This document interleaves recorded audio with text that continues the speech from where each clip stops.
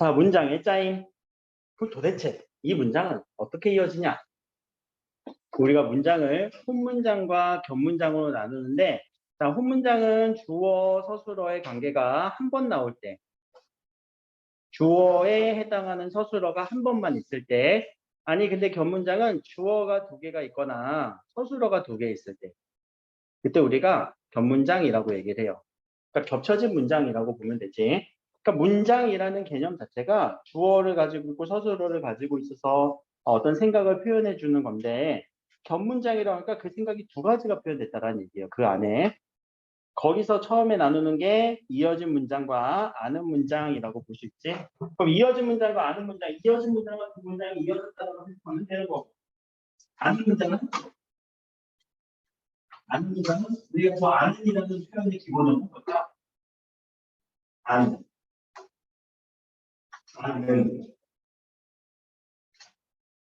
알고 있거나 아는 거야, 알다. 허가하다라는 거, 허가의 느낌이고, 이거를 좋게.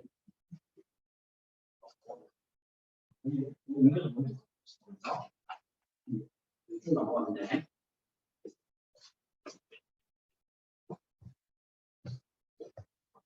자, 문장을 꾸며주고 있네. 얘들아, 잠깐만. 다시. 체언을 꾸며주고 있네. 그럼 얘의 기본형은 안다. 그러면 어미 활용이 어떻게 된 거야? 이렇게. 안고 있는 문장이다라는 얘기겠지. 자, 먼저 할 때는 이어진 문장부터 합시다. 이어진 문장이 조금 더 수월해서 그래요. 넘어갈게요. 이어진 문장 쭉 넘어가서 22페이지. 두 문장이 이어진 겁니다. 그렇게 겹쳐진 문장은 이어진 문장이라고 얘기를 해요. 그 문장은 두 가지. 첫 번째, 대등하게 연결된 거와 두 번째, 종속적으로 연결된 것이 있대요. 그럼 대등은 뭐고 종속은 뭐니? 대등은 1대1, 비등비등하게.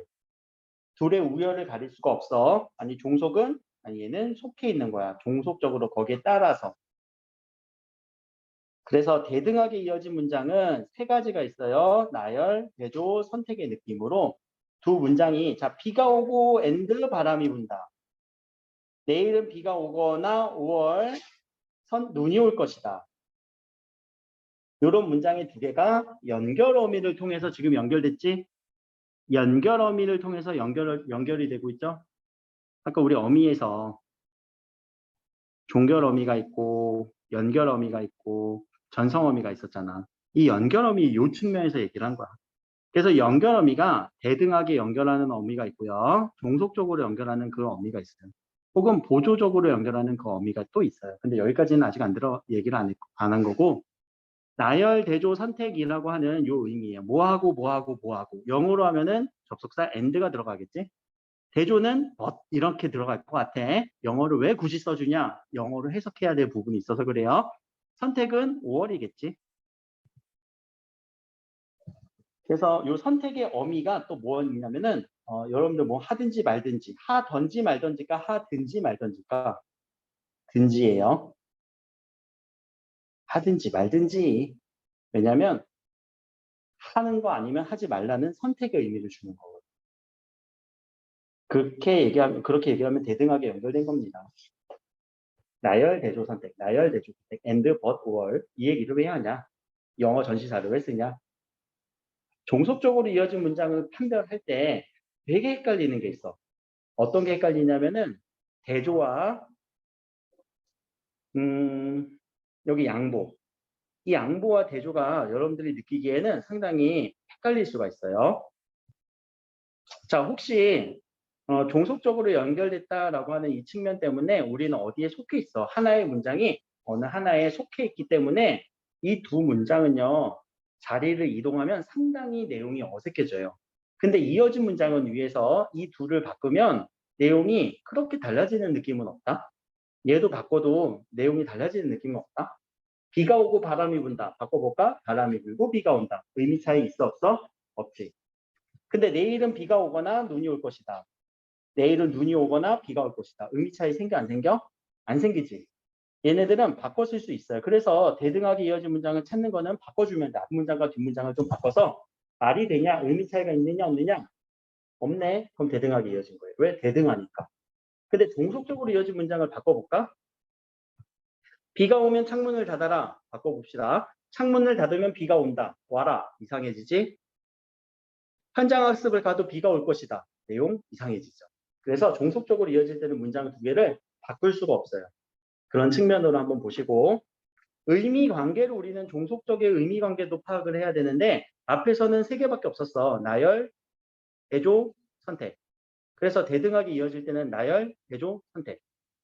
자, 근데 밑에서 우리 많이 들어봤던 이런 단어들, 원인, 조건, 의도, 목적에 해당하는 옆에다가 영어 전치사 저번에 내가 쓰라고 했었니? 안 썼니? 해당하는 영어 전치사나 뭐 접속사 한번 써볼까? 원인. because 쓰면 되겠네. 조건. if 쓰면 되겠네. 의도, 목적은 뭐뭐 하려고 to. 배경은 뭐뭐 하는데 ing. 양보에 대해서는 뭐라고 쓸래? 뭐뭐일지언정 뭐뭐일지라도. although, even though. 이런 식으로 우리가 양보 부사절을 쓰지. 양보, 저 영어에서도 많이 쓰잖아. 근데 이 양보의 의미가 뭐라고요?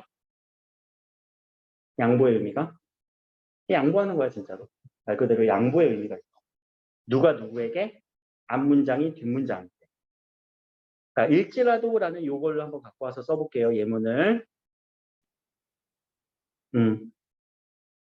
잠이 올지라도 공부할 것이다. 자, 공부하겠다라는 문장과 잠이 온다라는 문장이 있지.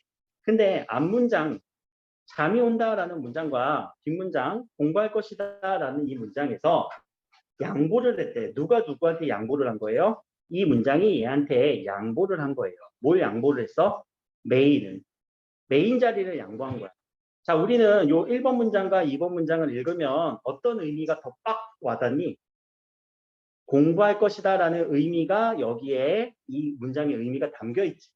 근데 앞서서 문장이라고 하는 이 친구는 자신의 생각을 드러내주는 의미를 나타내준다라고 얘기를 했어. 앞에서도 의미가 있지만 비록 자신의 의미를 메인이 되지 않은 채 뒷자리에 양보한 거예요. 이 문장 자체가. 이해됐어요? 양보라는 개념이? 그래서 우리가 영어에서도 뭐 있나 양보 구문, 이분도, 올도라고 하는 부분을 양보절, 양보 구문이라고 얘기를 하는데 이 양보에 대해서 설명을 얼마나 해줄지 모르겠지만 앞문장이 뒷문장이 양보한 거야. 메인이 되고 싶은 이 자리. 얘도 메인 되고 싶어. 잠이 온다도 메인이 되고 싶어.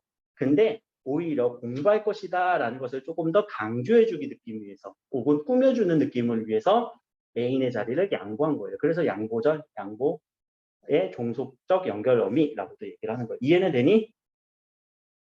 그럼 자, 아까 뭐랑 헷갈린다고 했어? 대조, 양보. 이게 이렇게만 바꾸면 돼. 이렇게 되면은 달라진다? 잠이 오지만 공부할 것이다. 이거 바꿔 써볼까? 공부는 하지만 잠은 온다. 말은 되지. 이때 많이 벗의 느낌이 있어서 그렇죠. but. 근데 의미 차이는 조금 있는 것 같아. 왜냐하면 이 대조는 앞문장과 뒷문장의 이 의미 차이가 생기긴 해요. 대조에는 앞문장과 뒷문장의 결합 속에서 누구를 강조하냐면 뒷부분을 강조해주는 느낌은 있어요. 여러분들 시에서 문학에서도 항상 대조 표현 나오지. 문학에서 시에서. 근데 그 대조 표현이 앞부분을 강조하는 측면은 거의 없어. 뒷부분을 강조하지. 문학에서. 그것처럼 대조는요. 뒷부분을 강조하는 느낌 때문에 얘네들을 바꿔주면 의미 강조가 조금 바뀌는 느낌은 있어. 그렇다고 말이 아예 안 되거나 그러진 않아. 그렇죠? 여기 부분이 뭐가 들어가느냐에 따라서 이 대조와 양보는 여러분들이 상당히 헷갈릴 수가 있는 포인트라서 이 부분을 굳이 뭘로 바꿔보라고? 영어 전치사로 바꿔보라고. 그러면 조금 더 찾아내기 쉬울 것이다 라는 거예요. 이해는 됐죠? 그리고 양보의 의미가 뭔지를 이해하셔야 돼요. 메인이 되지 않는 거예요. 메인의 자리를 뒷자리에 양보한 거예요. 여기까지가 이어진 문장에 대한 설명 끝이에요. 자, 그리고 하나 더. 요거까지는 이제 얘기가 될지 안 될지 모르겠지만 나중에 이제 부사절을 아는 문장을 이 부사절만 앞으로 쏙 빼주잖아요. 그러면 종속적으로 이어진 문장이 돼버려요. 여기도 볼게. 땅이 비가 와서 젖었다라고 하는 이 부분을 밖으로 이렇게 쏙 빼주면 비가 와서 땅이 젖었다. 이렇게 문장의 구조가 비가 와서 땅이 젖었다라고 하는 종속적으로 이어진 문장이 되어버리죠. 근데 이 구조에서는 비가 와서 땅이 젖었다라고 하는 이 구절에서는 우리가 부사절이라고 얘기해요.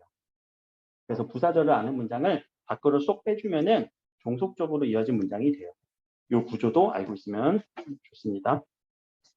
뒤에 부분은 한번 읽어보세요. 읽어보시고 특히 이 견문장에서 문장 성분의 생략이라고 하는 거는 관형절 얘기할 때 얘기 다시 할 거예요. 관형절에서. 여기서 구분법은 두 자리를 바꿔줄 수 있느냐 없느냐 그 얘기를 한 거고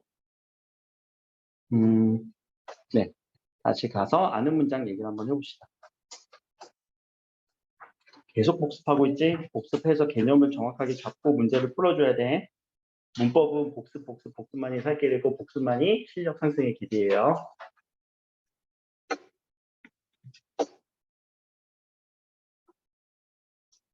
자, 아는 문장은 절이라고 우리가 무슨 절이라고 표현할 거고요. 5가지가 있습니다. 다 써줄 수 있어야 됩니다. 이게 개념책이니까. 첫 번째 명사절을 아는 문장, 두 번째 관형절을 아는 문장, 세 번째 부사절을 아는 문장, 네 번째 서술절을 아는 문장, 다섯 번째 인용절이 쓰인 문장. 이렇게 5가지의 절로 우리는 나눌 수 있어야 되고요. 아까 용언의 어간어미에서 어미 중에서 어말어미 중에서 전성어미가 영향을 끼치는 부분이 여기에요. 전성어미와 연결된 거.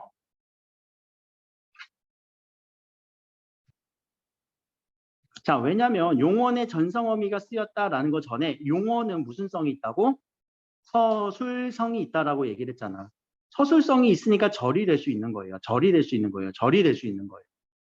이해되셨죠? 그러면은 용언의 전성어미는 명사형 전성어미, 관형절은 관형사형 전성어미, 부사절은 부사형 전성어미가 쓰였구나 라는 것까지 용언의 전성어미 부분을 여기다 연결시켜 주셔야 되고요. 결국 이 전성어미를 형태수적인 측면에서 찾아낼 수 있느냐 없느냐 이 싸움이 됩니다. 이 5가지 절에 대해서 정리를 하시고 전성어미 부분을 꼭 정리해야 되겠구나. 계속 강조하지? 좀 전성어미만 또 써볼까? 용언의 전성어미. 지겨울 때까지 복습하지? 명사형 전성어미, 부사형 전성어미, 관형사형 전성어미. 자, 예문을 써보자. 음기. 나와라. 나오냐? 부사형 전성어미, 이, 개, 도로. 자, 어미니까 뒤에 뭐가 안 쓰여. 쓰이면 안 돼. 어미야. 뒤쪽으로는 뭐가 안 붙어. 관형사형 전성어미, 은, 는, 을, 던.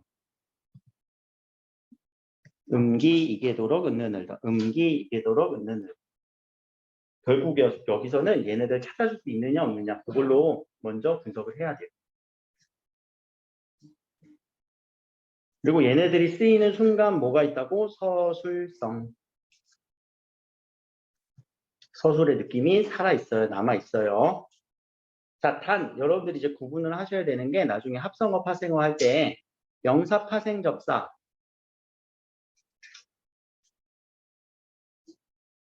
이 친구도 음기가 있어. 자, 명사 파생된 거니까 이미 얘는 명사가 된 거예요. 명사예요. 용언이 아니라 명사예요. 접사니까 새로운 단어로 만들어진 거예요. 품사를 바꿔주는 접사의 기능, 그리고 새로운 단어를 형성시켜주는 거기 때문에 얘네들은 비슷하지만 전혀 다르게 생기는 거예요. 그래서 이것을 구분할 수 있느냐. 그럼 명사파생 접사는요. 서술성이 없어요. 이거 구분하시면 좋아요. 서술성이 있다 없다 있다 없다 계속 고민.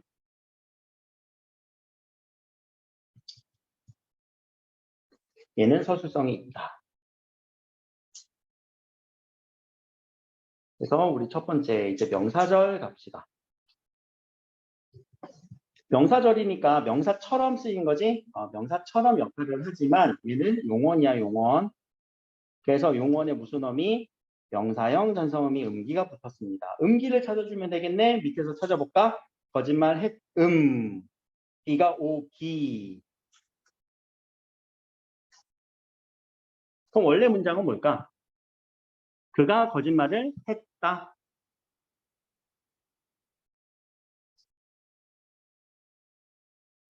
따에 대한 이 문장이 들어오면서 무엇이 드러났다.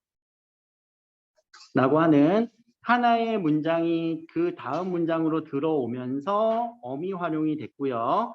여기가 음이 드러났다라고 하면서 얘가 명사처럼 된 거죠. 명사처럼 쓰이면서 뒤에 누가 붙었어요? 무슨 조사일까? 주격 조사가 됐지. 그래서 이 명사처럼 쓰였고 이 명사절은 여기서 주어 역할을 했어요. 왜? 명사가 주어 역할을 할 수 있으니까. 자, 밑에 문장도 마찬가지네. 비가 오다라는 문장이 안으로 쏙 들어가면서 농부들이 이것을 기다린다라고 하는 뒤에 무슨 격조사? 목적격 조사. 조사가 붙으면서 얘는 목적어 역할을 했죠. 자, 그래서 여기서 중요한 거. 명사절을 아는 문장, 명사절을 가진 문장은 뒤에 누가 붙느냐, 격조사가 뭐가 붙느냐에 따라서 이것의 문장 성분이 결정됩니다. 명사절에 격조사가 무엇이 붙느냐에 따라서 문장 성분이 결정된다. 그냥은 안 결정돼. 앞서서 우리 관형사형 전성어미는 관형어가 된다고 했지. 부사형 전성어미는 부사어가 된다고 했지. 명사형 전성어미는 몰라. 뒤에 조사가 붙음으로써 그 문장 성분이 결정되는 거야. 안 어렵지? 찾아주기만 하면 돼. 뭐부터 찾아주라고? 음기. 그리고 뒤에 뭘 보라고? 조사. 그것만 행동으로 여러분들이 갖고 있으면 돼요. 수능에서도 마찬가지예요. 모의고사에서도 마찬가지. 이렇게 문장에 짜임이 나오면은 여러분들이 바로 들어가서 문장 구조 파악해주고 음기 찾아주고 주어 목적어인지 조사 보면 돼요. 명사절 가진 문장. 자, 넘어가서 여기서도 명사절 특징은 조사에 유의한다 이 내용이었어. 그럼 명사절은 우리 명사 같은 경우는 기본적으로 모든 문장 성분에 다 가서 쓰일 수 있지, 이론적으로는 다 가서 쓰일 수 있어요. 그러니까 뒤에 조사가 항상 조사 중요. 자, 이제 관형절로 갑시다. 관형절은 관형어가 되겠네요. 그래서 관형사형 전성어미 은는을더. 자, 근데 여기서 하나 더 추가되는 점, 시제 표현까지도 가능하다. 자, 이게 나중에 여러분들 시간 표현 나중에 배우잖아. 높임 표현, 시제 표현, 뭐 피동 표현, 사동 표현 이런 거 배울 때 시제까지도 표현해주는 부분이 이 시제를 담당하는 부분이 선어말어미이기도 하지만 선어말어미에서 뭐 아시라던가 뭐 계시라던가 문화리 이런 식으로 쓰이지만 아니 관형사형 어미에서도 가능해요. 관형사형 어미에서도 가능하다. 선어말 어미에서도 가능하다. 그 특징. 자, 그래서 요 은은 누구랑 결합하는지 한번 봐봐. 은. 자, 누구랑 결합하는지 볼 때 동사랑 결합할 수 있느냐, 형용사랑 결합할 수 있느냐. 용어는 두 가지죠. 는이 동사랑 결합할 수 있느냐, 형용사랑 결합할 수 있느냐. 요 은과 는만 파악해주면 되거든요. 자, 요걸 한번 해봅시다. 은과 는은 동사랑 결합할 수 있나? 먹은 적이 있다. 먹은 적이 있다. 해서 먹다와 결합할 수 있네. 맑은 물이라고 해서 이렇게 꾸며줄 수 있겠네. 그치? 그럼 형용사와도 결합되고요. 동사와도 먹은 적이 있다. 결합이 되네요. 그때 시제는 어떤 시제가 되냐? 먹은 적이 있어. 과거 시제가 되죠. 동사와 결합할 때 과거네. 물이 맑은 물이 흘러. 현재 맑은 물이 흘러. 형용사랑 결합하면 현재예요. 예문을 가지고 여러분들 연습을 한번 해봐. 그래서 관용사형 어미 추천하다라고 하는 동사지, 이 동사가 쓰여서 문장의 관용어 역할을 하는 거 맞고 과거 시제다. 동사에서의 은은 과거 시제예요.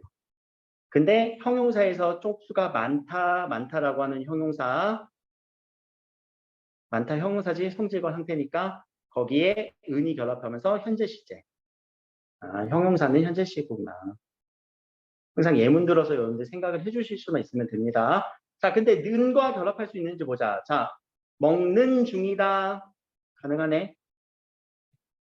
근데 형용사 먹는 중이다. 불가능하지? 그래서 현재는 동사만 가능해요. 형용사하고는 결합할 수 없다. 그래서 저번에 우리 이거 는과 결합할 수 있느냐 또는 선어만음이 는과 결합할 수 있느냐 관형사형음이 는과 결합할 수 있느냐의 특징이 는과의 결합이 가능하면 동사, 불가능하면 형용사. 아까도 우리 동사인지 형용사인지 내가 파악해보라고 했었잖아. 어떤 문제에서 그랬니? 잠깐만 우리 한번 보고 올까? 앞 시간에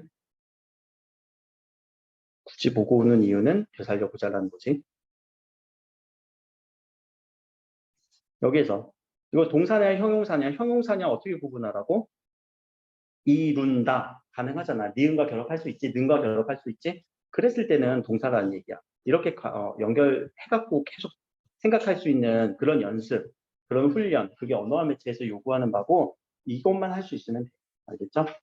그래서 동사하고만 가능해. 형용사하고는 안 돼. 그래서 현재 시제다.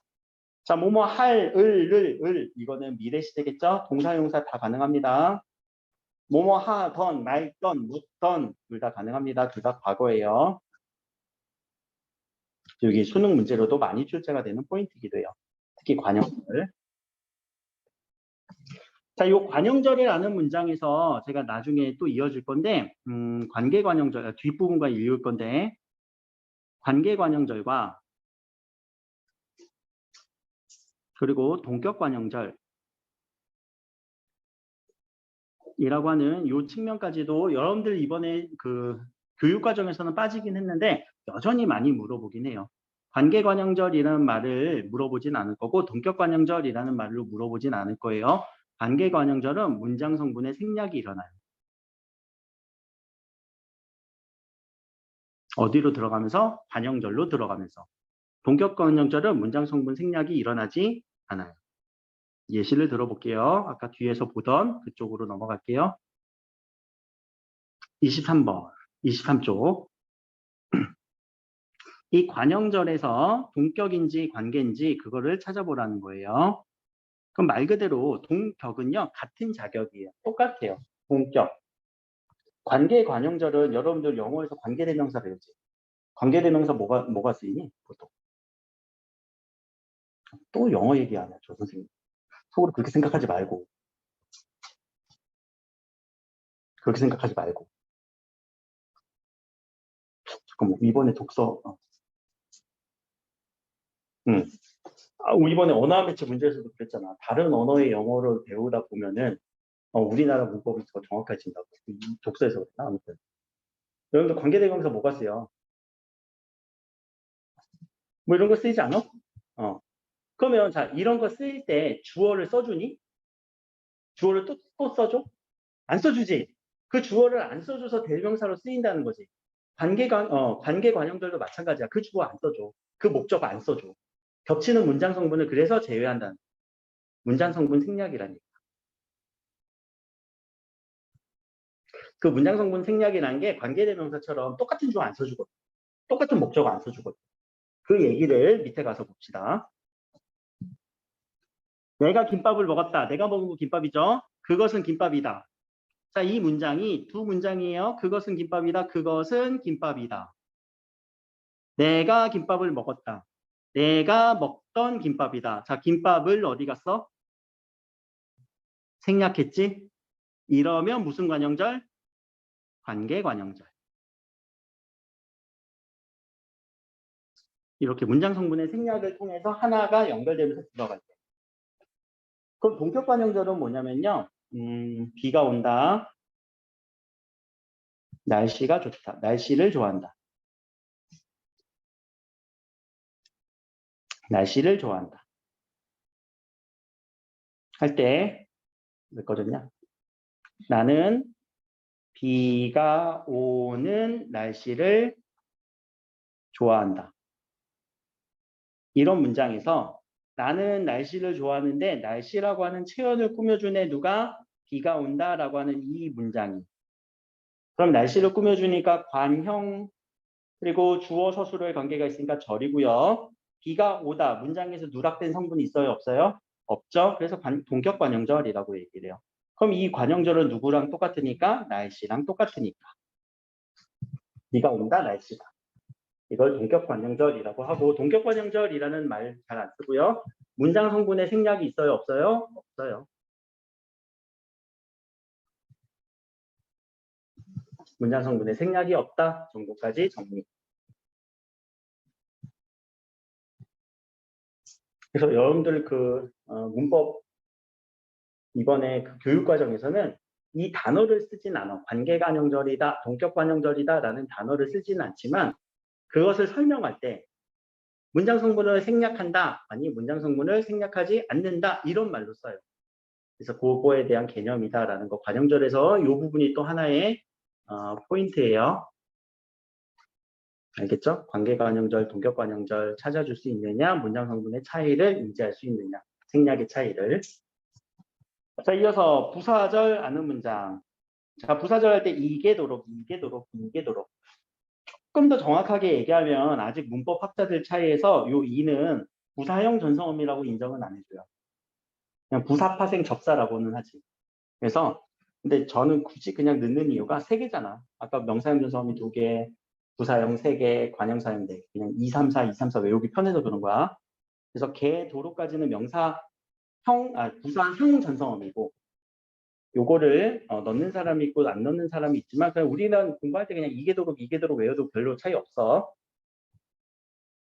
자, 고양이가 소리도 없이 들어왔다, 소리도 없다라는 단어가 들어왔다를 수식해주는 느낌, 혹은 이 문장이 고양이가 들어왔다 안에 어떤 상황으로 들어왔는지 부사어 역할을 하는 그 느낌이 있었죠. 거기에는 장식되어 있었습니다. 뭐가 장식되어 있어요? 아름답게 장식되어 있어요. 그림이 아름답게 장식되어 있다. 그림이 아름답다라고 하는 이 문장이 들어가면서 장식을 꾸며주고 있지. 장식되다라는 걸 꾸며주고 있지. 민수는 뛰어다녔다. 어떻게? 발이 땀이 나다. 발에 땀이 나다라고 하는 도록이라고 하는 부사형 전성어미가 들어서 뛰어다녔다를 꾸며주고 있다. 그래서 이렇게 보면은 부사절을 가진 문장이다라는 거. 근데 자, 요거를 뺄 수가 있을 거예요. 이 부분은 뺄 수 있지 않니? 소리도 없이 고양이가 들어왔다. 가능하지? 발에 땀이 나도록 민수는 뛰어다녔다. 가능하네요. 거기에는 장식대로 그림이 아름답게 장식대로 여기는 뭐 뺄 수는 없네. 그래서 이렇게 부사절을 가진 문장은 뺐을 때 종속적으로 이어진 문장이 된다. 여기까지 연결해주면은 부사절에 대한 얘기고요. 요 차이. 여러분들이 요 기가 눈에 보여야 돼요. 기가 쓰이면은 명사절. 그런데 뒤에 누가 쓰였어? 에라고 하는 그녀는 행복했다 뭐뭐 하기에라고 하는 이유라던가 원인이라던가 이런 것들이 들어간 부사어의 역할. 그러니까 부사어예요. 명사절이지만 부사어예요. 왜? 부사격 조사니까. 근데 밑에는 아예 부사절이에요. 부사절은 당연히 부사어의 역할이겠지. 왜요? 도록이라고 하는 부사형 전성어입니다. 부사형 전성어미가 쓰이면 명사절로 갈 수 없습니다. 당연히 부사절이고 부사어예요. 자, 여기까지가 이제 부사형 전성어미 부사절이었고요. 자, 서술절은 표지가 없어요. 따로 표지가 없어요. 표지라는 건 표시하는 지점. 표시하는 지점이 없어. 명사형 전성어미는 음기, 부사형은 이게도록, 관형사형은 은는을것. 근데 얘는 따로 표지가 없어서 여러분들이 구조로 파악해야 돼요. 그래서 구조로 파악하면 우리 집 강아지는 머리가 좋다. 이렇게 이런 구조. 토끼는 앞발이 짧다. 토끼는 어떠하다.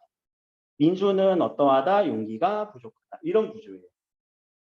자, 근데 아까 이거 조심하라고 했죠?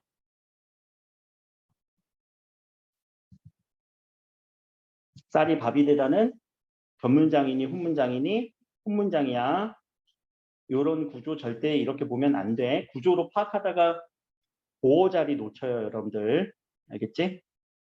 주어, 보어, 서술어. 얘는 훈문장이에요. 그러니까 항상 구조로 파악하는 건 맞지만 구조로만 파악하다가 무엇이 되다, 뭐가 부족하다, 무엇이 돼 이런 식으로 보게 된다. 알겠지? 그래서 이 조사들이 서로 다른 조사예요. 얘네들은 다 주격 조사예요. 얘도 주격 조사. 주격 조사를 대신한 보조사지. 주격 조사를 대신한 보조사. 여기는 주격 조사고 여기는 복격 조사예요. 그래서 이 격조사가 다르다는 걸 꼭 인지해 주셔야 되고 항상 서술절은 구조로 파악할 수밖에 없지만 그 구조로 파악하는 순간 혼문장인 보어 자리랑 꼭 애매하게 비슷하니까 파악을 하는 게 실력입니다. 실수하지 마세요. 근데 우리가 문장을 하다 보면은 말을 실제로 하다 보면은 요 서술절로 안긴 문장, 아는 문장 되게 많이 씁니다. 얘기를 하다 보면은 나중에.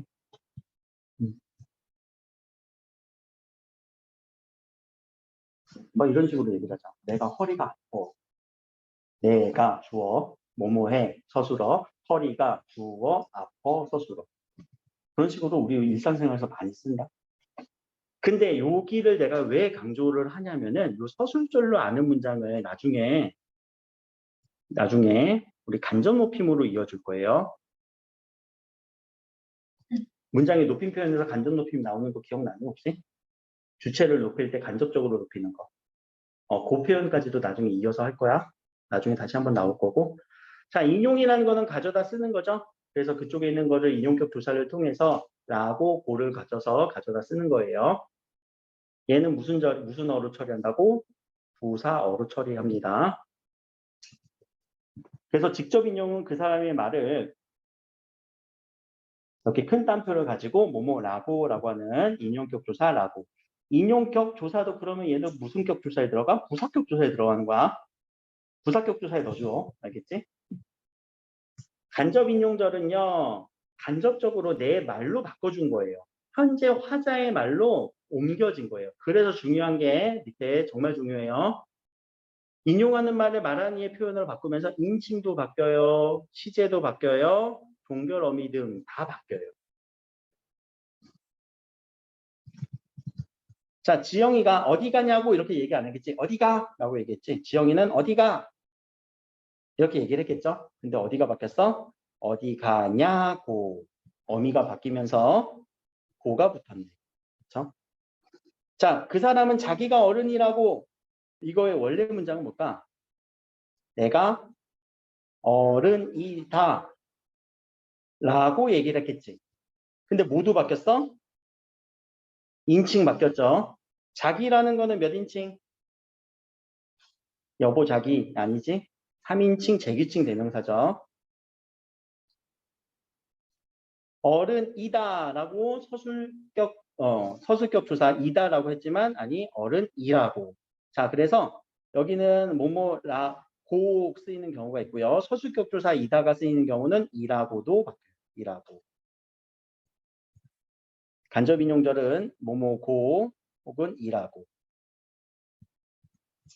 직접 인용은 라고. 그래서 인용절을 찾아줄 수 있느냐 표지는 요 인용격 조사예요. 그리고 간접 인용절에서 인칭이냐 시제의 종결 어미가 바뀌어요. 이게 되게 중요해요. 서술형이 안 나오겠지만 서술형이 나오면은 이게 진짜 제일 어려워. 이거 다 바꿔줄 수 있어야 돼. 간접 인용절 같은 경우는 나중에 상대높임법 할 때 실현되지 않습니다. 이런 것도 상대높임법에서의 어떤 특징으로 연결할 수 있으면 좋겠죠. 왜? 높임법도 바뀌어서 그래요. 간접 인용절에서는. 그리고 시제와 일치하지도 않습니다. 라고 하겠습니다. 라고 하는 직접 인용절, 간접 인용절의 시제를 따르지도 않습니다. 뭐뭐 하겠습니다. 라고 하는 요 승리 자체는 안 썼다라는 얘기겠지. 상대 높임을 인정 안 해주죠. 나중에 얘기하겠지만 뭐뭐 했습니다. 체는요. 뭐뭐 하십시오. 체예요. 상대 높임법에서. 하십시오. 들어봤지. 격식체에서 하십시오. 체. 그 높임법이 뭐뭐 했습니다가 구어체에서 나타나는 현상입니다. 전성어미는 누누이 얘기했던 거니까 자 여기까지가 우리 문장의 짜임. 문장의 짜임을 복습을 하고 갑시다. 뒤에 높임 우리 문법 요소 파트는 책에만 좀 그리고 다음 시간에 설명할 거예요. 자, 먼저 우리 오늘 했던 거 문장 성분. 문장 성분에서 뭐 주어, 목적어 이거 다 그릴 수 있어야 되고, 서술어에서 우리가 뭘 공부했지? 서술어, 자릿수. 그리고 서술어 때문에 생기는 필수적 부사어. 그쵸? 그리고 부사어가 상당히 많고 중요하다라는 얘기를 좀 강조를 했던 것 같아요. 보어 같은 경우는 누구랑 비슷한데 헷갈린다고? 서술절하고 비슷한데 헷갈리지 말라고 얘기를 계속 강조하고 있죠. 이어서 문장의 짜임으로 가면은, 자, 문장의 짜임에서는 겹문장에서 어떻게 나뉘어요? 이어진 문장과 아는 문장으로 나뉘는데, 이어진 문장은 어떻게 연결돼? 대등하게 연결, 그리고 종속적으로 연결. 대등하게 연결된 세 가지, 나열, 대조, 선택. 종속적으로 연결될 때는 다섯 가지 정도 되나? 원인, 조건, 의도, 양보, 배경. 그래서 나중에 이 대조하고 양보를 구분할 때는 전치사 벗이냐 아니면 올도 이분도냐 넣어보면 된다라고 얘기를 했고요. 아는 문장은 몇 개의 절이 나와? 오케이, 명사절, 부사절, 관형사절, 관형절, 서술절, 인용절. 머릿속에 이게 체계가 다 그려져 있어야 돼요. 엄매 시험 보실 분들은, 수능까지 가실 분들은. 이번 내신이라도 볼 때. 명사절 표지는 음기, 그리고 뒤에 누가 붙어요? 조사가 뭐가 붙는지 꼭 고민. 부사절은 이, 개, 도로. 얘는 조사 구분 없이 쓰일 거고, 관형절은 은, 는, 을, 던 쓰이면서 특히 얘네 은과 는, 을, 던이 쓰이면서 시제 표현까지도 가능한데 은이 결합하는 양상, 는이 결합하는 양상이 동사인 형사에 따라 달라진다라는 거. 서술절은 구분을 해야 되는데 구조로 구분을 해야 되는데 보어를 항상 조심할 것. 인용절은 직접 인용과 간접 인용이 있고 직접 인용은 라고 간접 인용은 고 혹은 이라고. 직접에서 간접으로 올 때 시제라든가 높임 표현이 다 바뀐다 정도까지. 이렇게 정리한 거 별거 아니지? 이 책에만 계속 연습을 하시면 돼요. 자, 여기까지가 이제 문장 성분에 대한 얘기입니다. 아직 안 끝났어. 근데 우리 잠깐만 쉬었다가 높임 표현을 우리 책에만 좀 잡고 끝낼게요. 우리 3분만 쉽시다.